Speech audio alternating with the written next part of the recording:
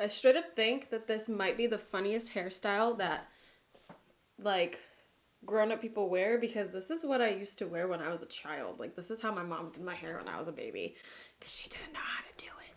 Woohoo! Okay, so today I have a very, very exciting video. Don't mind the fact that I have no makeup on my face right now, which I guess could tell you what I'm going to be doing today. So I've been wanting to do this for so long, and really I didn't go into it just because it's like an expensive project. But you know what? I said, fuck it. There's a VIB sale going on. I'm just going to buy these two products and test both of them out.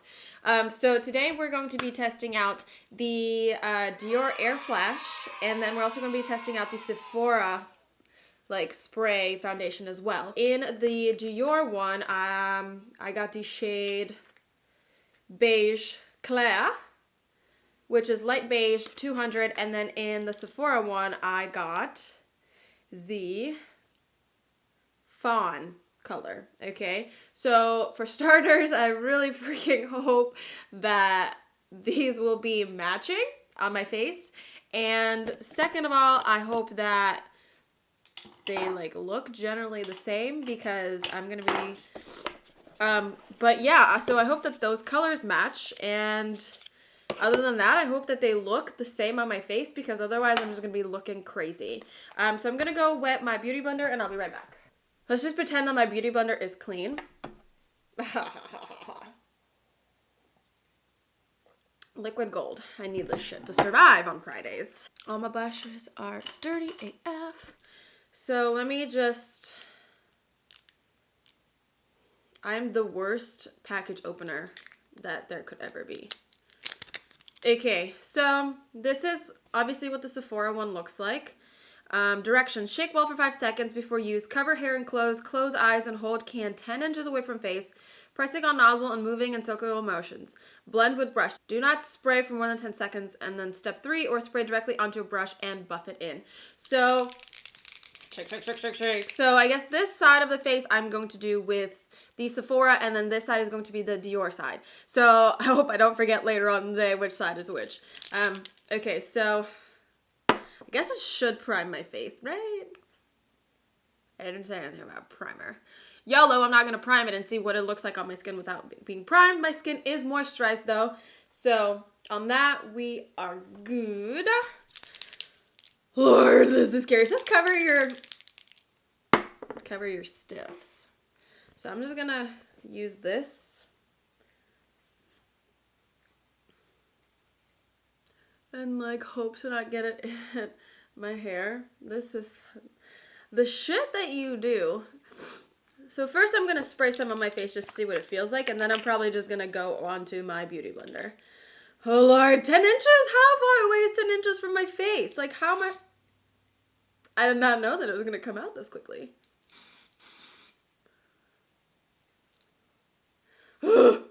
Okay, yeah, I'm like too scared to just like continue doing this.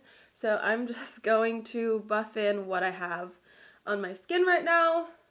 I would say that if you didn't cover your hair, like with that, it does come out in like a pretty wide mist.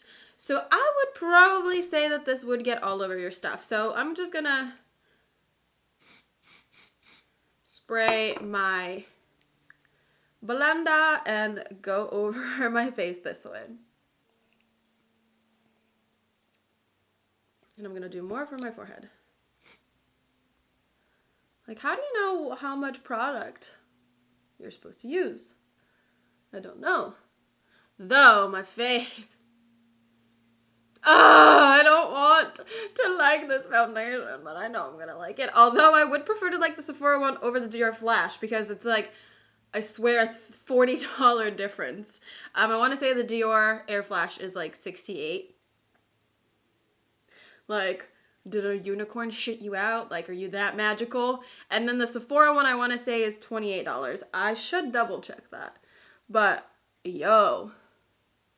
Like, it doesn't even, like, I can't feel anything on my face. And it just looks like it's been kissed by the gods. Like, it looks even and it looks nice and like dewy. I have none on my nose. That's a problem. That's the problem. It just looks so natural. Holy titties, man. Okay, so Sephora collection foundation is $28 and then Dior Flash is $62. So I was close. I was off by a couple dollars. So yeah, $28 and $62. Like, that's almost half the price. So, dude, I'm digging this. This is awesome. I'm gonna blend some down my neck. I really wonder like how long this will last though. Like if I'm doing so many sprays, but like difference, huge difference, huge. Okay, so this one is donezo. So now we break out the Dior, the one that's been shit out by unicorns and costs more than 5 meals. Okay, cheap meals, but 5 meals. So this is what the inside looks like. I do prefer the packaging. Okay, it looks a lot more sleek. So it says Airflash. There's a dent in mine. This is a spray foundation. Does it have directions on here? Probably not. I don't see them on here. It does say keep away from heat. Okay, so directions must be on this box here. It says Diorskin. Like everything is, I want to say in French and then in English. So this would be the first set of directions, not in English, and then this is in English. Sorry to blind you. So it says instant spray on face makeup, an airy sensation of freshness and lightness, unique technology for super fine mist texture, spectacular results in mere seconds. Your complexion is evened out, skin texture is refined for all skin types. Okay, so this thing that I just immediately put back without reading because, you know, this is just, I didn't think that a foundation would come with actual instructions. Again, this is in a different languages, so let's find English. Before each use, shake vigorously for 5 seconds. To apply directly to face, hold container approximately 8 inches from face, 2 inches closer than the Sephora one. Close eyes and then press propellant button. Protect hair and clothes as needed. You'll master this ingenious new beauty routine in a flash. Or you can spray onto the product into the palm of the hand, holding container approximately 8 inches away, then gently pat on and blend over face. So I'm just gonna say fuck it and spray it on my face and hope to not die. Oh my god, I look so crazy. Okay, well, it went on really strangely. But that's a lot more pigmented that went into my hair. Okay, so this is a lot more pigmented. It's a much lighter color than the other one, than the Sephora. So, that's really awkward. Like, noticeably different colors. I would say the Sephora is what matches me a little bit better. And I want to say that I'm not sure if that's like maybe because the color is closer to my face, but I think it looks, or maybe because I sprayed too much product, whatever the equation might be, I kind of like the Sephora side more. Might be going to hell for this because like Dior is my shit. It did get in my hair, but that's like obviously my fault because I didn't cover my hair. So the Dior covered more. It's a more pigmented. I can see it more on my skin, like the way that it covered. I can see it come up a lot more. The Dior Flash is shifting a little bit. Like I feel like it's adjusting a little bit more and oxidizing maybe. It still looks a little bit lighter. Don't get me wrong, it does look a little bit lighter. It's not like too stark. You know, like it's not like a stark difference. See what it looks like if I shake it. So definitely a lot more product comes out. See what I mean? Like it goes on a lot lighter and then oxidizes a little bit. Ooh, my skin is like weird. Coverage is nice. It's really, really full coverage. I'm going to try and apply a little bit more of the Sephora.